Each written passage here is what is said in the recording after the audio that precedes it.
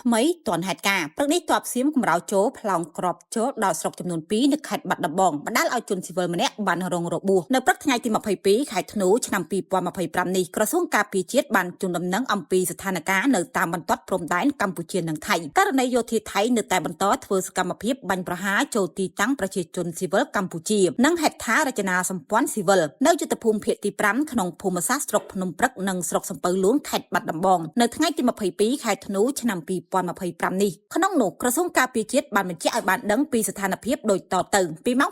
6:25ដល់ម៉ោង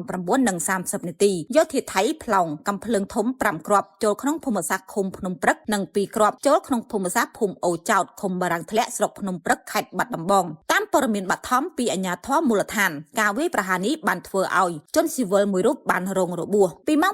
8:40នាទីដល់ម៉ោង9:30នាទីយោធាថៃប្លង់5គ្រាប់ចូលក្នុងភូមិសាស្ត្រភូមិគីឡូ9ឃុំជ្រៃសីមាស្រុកសំពៅលួនខេត្តបាត់ដំបងសកម្មភាពខាងលើជាការវាយប្រហារដ៏កម្រោលដោយមិនរើសគោលដៅរបស់យោធាថៃនិងជាការរំលោភបំពានច្បាប់មនុស្សធម៌អន្តរជាតិយ៉ាងធ្ងន់ធ្ងរគិតមកដល់ម៉ោងនេះស្ថានភាពបានវិលមករកភាពស្ងប់ស្ងាត់ហើយប៉ុន្តែកងកម្លាំងកម្ពុជាបាននឹងបន្តតាមដានយ៉ាងយកចិត្តទុកដាក់និងឈរជើងយ៉ាងរឹងមាំស្វាហាប់មោះមុតនិងប្រុងប្រយ័ត្នខ្ពស់ជានិច្ចក្នុងការបំពេញតួនាទីរបស់ខ្លួនដើម្បីការពារបូរណភាពទឹកដីរបស់កម្ពុជានិងសេចក្តីថ្លៃថ្នូររបស់យើងដោយអង្គអាចនិងក្លាហានដោយមិនងាករេជាដាច់ខាតទូក្នុងតម្លៃណាក៏ដោយចាត់ឲ្យឃើញថានៅក្នុងព្រឹកនេះតែម្ដងចាត់ទ័ពសៀមនឹងបានកម្រោចូលចាត់ឲ្យបានប្លង់គ្រាប់ចូលទៅដល់ស្រុកចំនួន2នៅក្នុងខេត្តបាត់ដំបងក៏ក្នុងហេតុការណ៍នោះក៏បណ្ដាលឲ្យមានជនស៊ីវិលម្នាក់នឹងបានរងរបួសដូចគ្នាផងដែរតែឃើញថានៅក្នុងព្រឹកថ្ងៃទី22ខែធ្នូឆ្នាំ2025នេះតែម្ដងក្រសួងការពារជាតិបានជូនដំណឹងអំពីស្ថានភាពនៅតាមបន្ទាត់ព្រំដែនកម្ពុជានិងថៃដោយករណីយោធាថៃនឹងគឺនៅតែបន្តសកម្មភាពបាញ់ប្រហារចូលក្នុងទីតាំងប្រជាជនស៊ីវិលរបស់កម្ពុជា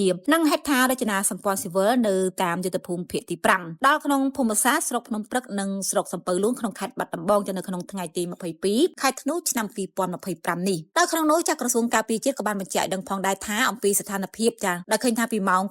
6:25នាទីរហូតដល់ម៉ោង9:30នាទីយោធាថៃនឹងប្លង់កំភ្លើងធំ5គ្រាប់ចូលទៅក្នុងភូមិសាស្ត្រក្នុងឃុំព្រឹកនិង2គ្រាប់ទៀតនឹងចូលក្នុងភូមិសាស្ត្រភូមិអូចោតក្នុងឃុំបារាំងធ្លាក់ស្រុកភ្នំព្រឹកខេត្តបាត់ដំបងបើតាមព័ត៌មានបឋមពីអាជ្ញាធរមូលដ្ឋាននឹងការវាយប្រហារនេះផងដែរគឺបានធ្វើឲ្យប្រជាជនស៊ីវិលម្នាក់ចាគាត់បានរងរបួសដោយពីម៉ោង8:40នាទីរហូតដល់ម៉ោង9:30នាទីយោធាថៃនឹងក៏ប្លង់5គ្រាប់ចូលទៅក្នុងភូមិសាស្ត្រភូមិគីឡូ9ឃុំជ្រៃសីមាស្រុកសំពៅលួនខេត្តបាត់ដំបងដោយសកម្មភាពខាងលើនេះចាគឺជាការវាយប្រហារដ៏កម្រោលដោយមិនរើសគោលដៅរបស់យោធាថៃចាគឺជាការរំលោភបំពានច្បាប់មនុស្សធម៌អន្តរជាតិយ៉ាងធ្ងន់ធ្ងរជាទីបំផុតគិតមកដល់ត្រឹមម៉ោងនេះស្ថានភាពក៏បានវិលមករកភាពស្ងប់ស្ងាត់វិញហើយផងដែរប៉ុន្តែកងកម្លាំងកម្ពុជាយើងនឹងក៏បានបន្តនឹងតាមដានយ៉ាងយកចិត្តទុកដាក់និងឈរជើងយ៉ាងរឹងមាំនិងស្វាហាប់មោះមុតនិងអង្អាចក្នុងការបំពេញតួនាទីរបស់ខ្លួនចាដើម្បីការពារនៅបូរណភាពទឹកដីរបស់កម្ពុជាយើងនិងសេចក្តីថ្លៃថ្នូររបស់យើងដោយភាពអង្អាចនិងក្លាហានចាដោយមិនងាករេជាដាច់ខាតទោះនៅក្នុងតម្លៃណាក៏ដោយ